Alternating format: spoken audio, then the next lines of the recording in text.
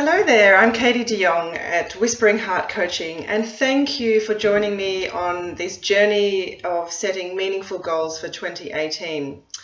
So, some of you know that I've been experimenting with different approaches to goal setting over the previous years. I've tried choosing 3 words for my year. I've tried setting goals that I thought I needed to achieve, and I've learned a few things about what it takes to set meaningful goals. One of the really key turning points for me was stumbling across Danielle Laporte's desire map, in which she says the first most critical step we need to do before we do anything else is tune into how we want to feel. Because once we're very aware of how we actually want to feel, we can set much more meaningful goals that are actually going to help us feel that way, rather than setting a random milestone such as I'm going to write my book or I'm going to launch my first new online program. It's about really checking in, well, are those things really in alignment with how you want to be and feel the year ahead? Now, before we get started, I wanted to just recap on the critical elements of an effective goal-setting process. First step, which we're talking about today, is step 1, acknowledge, document, and celebrate the progress you made in the previous year. So that's going to be what we're discussing today. The next step you do is tuning into how you want to feel, which is what I just talked about. Number 3 is allowing your mind to dream big and make room for quantum leaps in your life. And this is where we really get ourselves limited when we try to brainstorm goals, and yet we put really large limits on ourselves in terms of our potential to achieve great things. And we tend to think small and dream small by default, because we've grown up being taught to stay small. We're unconsciously been conditioned to keep our dreams small. So there's a whole unlearning process involved in actually allowing our imagination to dream big and allowing ourselves to make these quantum leaps that are possible if we tune into that.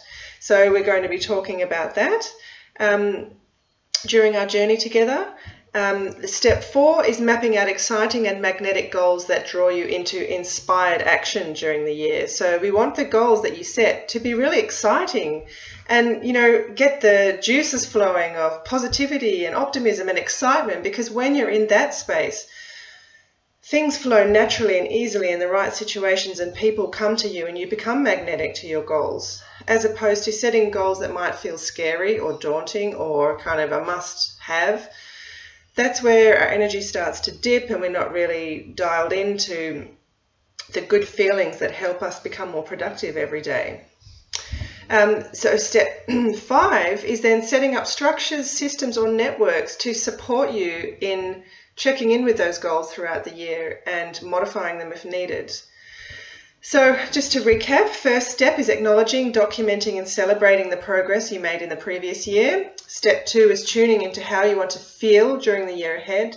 Step 3 is allowing yourself to dream big and make room for quantum leaps in your life. And step 4, mapping out exciting and magnetic goals that draw you into inspired action during the year. And number 5 is setting up structures, systems, or networks to support you in checking in with those goals along the way. So there's 5 steps that we're going to cover. Today I'm going to talk very briefly about celebrating and acknowledging the progress you made the previous year and why this is so important. Many of you who came with me on the abundance journey last month are aware that when we put our attention on what we're grateful for in our life, it stimulates all those positive, wonderful feelings of optimism and self-worth and excitement. And gratitude is the best way for stimulating all of those positive feelings. Plus, when we discussed about how your thoughts and your beliefs create your reality, and similarly, what you put your focus on grows and expands. So by putting your focus on what actually went really well the year before, or what you actually did manage to achieve, and being grateful for all the good things that you might have forgotten about, all the learnings, everything you learned, all the ways, different ways in which you grew, all the new friendships you made, or the nurturing connections that you fostered, all those things that we can't necessarily measure by a tangible outcome. They're very important, and they stimulate so many feelings of positive feelings. So I'm going to share with you just briefly. Some goals can tend to make you feel deflated. For example, last year I put a very bold goal out there that I wanted to make a certain amount of money. And I wasn't quite dialed into the meaningful goal setting process that I am now at that stage, but I put this sum of money out there that I wanted to earn. And last week I was reflecting on my goals from last year, and I thought, I didn't come anywhere near that number, and I felt really deflated. And I started getting into a bit of downward spiral of, oh my goodness, I'm not going anywhere, and I'm not making any traction, and maybe I should give up and go back to my job and my corporate job. And I started noticing that I was spiraling downwards pretty quickly. And so then I remembered that there's so much value in celebrating and acknowledging what we did do. So I sat down and I wrote down a very comprehensive list of all the things I did last year, and I wrote a blog about that. I can share the link with you. It's called Reflecting Backward to Dream Forward. And that gave me so much inspiration, because when I went back and documented all the things I did, all the ways in which I grew, all the new connections I made, all the activities I did, I was planting so many seeds, and I was laying so many bricks in the foundation of my business. And sure, they may not have resulted in that number of money that I wanted to make yet this year, but I do know that all those steps, after finally celebrating and acknowledging what I did do, I can see now that I have been really busy making really solid progress in the direction of my dreams. So that did give me a lot of optimism and excitement for the year ahead. So I hope that, and for some of you who are, have very young children, it's also important to reflect on how you nurtured your children this year. And that's such an incredibly important thing. It takes up so much time and energy.